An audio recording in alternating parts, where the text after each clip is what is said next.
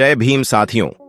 आज की इस खास वीडियो में हम जानेंगे डॉक्टर बाबा साहब अंबेडकर आरक्षण के क्यों हिमायती थे।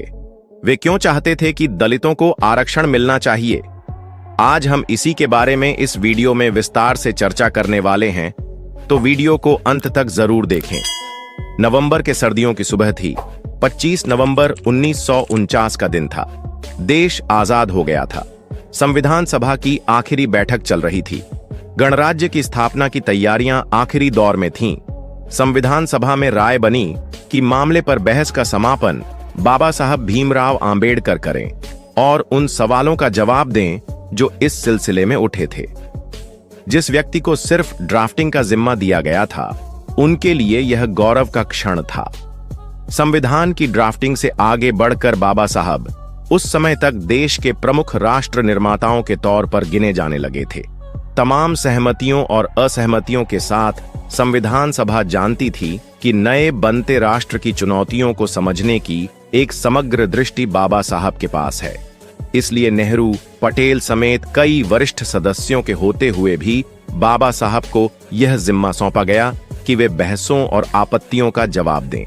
बाबा साहब का वह ऐतिहासिक भाषण साबित हुआ। ऐतिहासिक इस मायने में नहीं कि इस भाषण में कोई अभूतपूर्व जोश या विद्वता थी। यह एक संयमित और बहुत संभल कर, बल्कि सहम कर दिया गया भाषण है। इस भाषण में बाबा साहब नए बनते राष्ट्र की चुनौतियों की ओर संकेत करते हैं और उन चुनौतियों से निपटने का उपाय बताते हैं। इस क्षण तक बाबा साहब भारत को राष्ट्र कहने से बचते हैं। वे भारत को एक बनता हुआ राष्ट्र यानी नेशन इन द मेकिंग कहते हैं।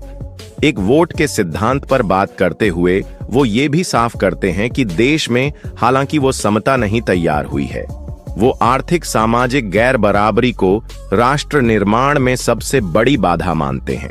उनकी सबसे बड़ी चिंता यह है कि जातियों में बंटा भारतीय समाज एक राष्ट्र की शक्ल कैसे लेगा और आर्थिक और सामाजिक गैर बराबरी के रहते वह राष्ट्र के रूप में अपने अस्तित्व की रक्षा कैसे कर पाएगा। वे यह आशंका जताते हैं और संविधान सभा को चेतावनी देते हैं कि अगर हमने इस गैर बराबरी को खत्म नहीं किया तो इससे पीड़ित लोग उस ढांचे को ध्वस्त कर देंगे जिसे इस संविधान सभा ने इतनी मेहनत से बनाया है।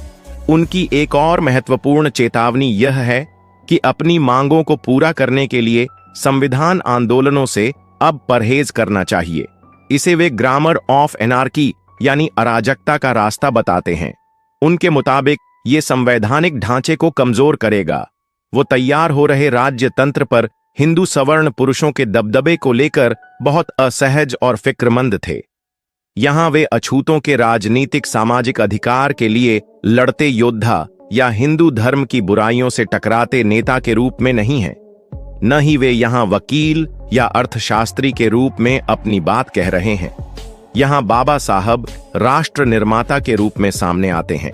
उनकी चिंताओं में कोई जाति या समूह नहीं है। वे इस मौके पर बन रहे मुकम्मल राष्ट्र के पहले प्रवक्ता के तौर पर बोल रहे हैं। ये संविधानवादी डॉक्टर आंबेडकर हैं जो स्वतंत्रता, समानता और बंधुत्व के वैश्विक सिद्धांत पर मन, वचन और कर्म से विश्वास करते हैं। राष्ट्र की परिभाषा बाबा साहब फ्रांस के दार्शनिक अर्नस्ट रेनन से लेते हैं। रेनन नहीं मानते कि एक नस्ल, जाति, भाषा, धर्म, भूगोल या साझा स्वार्थ किसी जन समुदाय को राष्ट्र बना सकते हैं। रेनन के लिए राष्ट्र एक साझा विचार है जो इसलिए है क्योंकि इसमें मौजूद हर व्यक्ति खुद को राष्ट्र का हिस्सा मानता है। इस मायने में यह हर दिन चलने वाला जनमत संग्रह है। रेनन और बाबा साहेब दोनों के लिए राष्ट्र एक पवित्र विचार है जिसमें हर सदस्य का साझा है। इसलिए संविधान सभा के आखिरी भाषण में बाबा साहब आर्थिक और सामाजिक गैर बराबरी के खात्मे को राष्ट्रीय एजेंडे के रूप में सामने लाते हैं। उनकी कामना थी कि संवैधानिक संस्थाएं वंचित लोगों के लिए अवसरों का रास्ता खोले और उन्हें लोकतंत्र में हिस्सेदार बनाए। राष्ट्रीय एकता के लिए यह बेहद महत्वपूर्ण है। इसलिए संविधान के मूल अधिकारों के अध्याय में अवसरों की समानता के सिद्धांत को स्वीकार करते हुए भी विशेष अधिकार का प्रावधान किया गया है। आरक्षण का सिद्धांत वहीं से आता है। यह करोड़ों की आबादी वाले भारत में वंचित जाति समूहों के हर सदस्य को नौकरी देने के लिए नहीं है, आरक्षण का मकसद यह है कि वंचित जातियों को महसूस हो कि देश में मौजूद अवसरों में उनका भी हिस्सा है और देश चलाने में उनका भी योगदान है। इसीलिए संविधान अल्पसंख्यकों, आदिवासियों, महिलाओं सबका ख्याल रखता हुआ नजर आता है।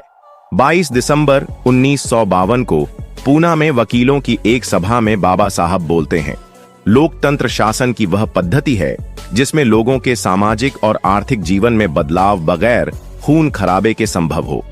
बहरहाल 25 नवंबर 1949 की उस सर्द सुबह पर लौटते हैं। बाबा साहब के इस भाषण के बाद संविधान सभा के अध्यक्ष राजेंद्र प्रसाद संविधान सभा की बैठक को अगले दिन के लिए स्थगित करने की घोषणा करते हैं। अगले दिन 26 नवंबर को संविधान सभा संविधान को स्वीकार कर लेती है। 2 महीने बाद 26 जनवरी 1950 को भारत के लोग खुद को अपना संविधान सौंपते हैं और गणराज्य बन जाते हैं। लेकिन उसके बाद की कहानी एक विराट मोह भंग की कहानी है। बाबा साहब ने उसी दिन कहा था कि हम सबसे अच्छा संविधान लिख सकते हैं, लेकिन उसकी कामयाबी आखिरकार उन लोगों पर निर्भर करेगी जो देश को चलाएंगे। गणराज्य की स्थापना के 67 साल बाद भी सामाजिक और आर्थिक गैर बराबरी को खत्म करने का एजेंडा पूरा नहीं हो सका है। असमानता पहले से ज्यादा विकट हुई है। पूर्वोत्तर, कश्मीर और मध्य भारत के बड़े इलाके असंतोष के कारण हिंसाग्रस्त हैं। जाति अपने विकराल रूप में मौजूद है। यूनिवर्सिटी, कॉरपोरेट जगत, मीडिया, संस्कृति और नौकरशाही जातिवाद के नए गढ़ हैं। भारत मानव विकास के तमाम मानकों पर दुनिया के सबसे फिसड्डी देशों में एक है। यह ग्लोब के सर्वाधिक अंधेरे कोनों में से एक है। भारतीय लोकतंत्र को और सुंदर होना चाहिए था। देश चलाने वालों ने बाबा साहब को निराश किया है। यह संविधान सभा और बाबा साहब की कल्पना का राष्ट्र नहीं है। ऐसा क्यों हुआ और इसके जिम्मेदार कौन हैं, यह एक और बहस है। यदि आपको हमारे द्वारा बनाया गया यह वीडियो पसंद आया हो, बाबा साहब पर बनाया गया हमारा यह वीडियो कैसा लगा, आप हमें कमेंट करके जरूर बताएं। दोस्तों, आज की वीडियो में बस इतना ही। इस चैनल पर मैं सिर्फ बाबा साहब के जीवन से जुड़ी छोटी बड़ी सभी जानकारी लेकर आता रहता हूं। यदि आप बाबा साहब को पसंद करते हो और इनके बारे में और अधिक जानना चाहते हो, YouTube चैनल को सब्सक्राइब कर लें। वीडियो को पूरा देखने के लिए धन्यवाद। उम्मीद करता हूं आपके विचार भी बाबा साहब की तरह अच्छे होंगे।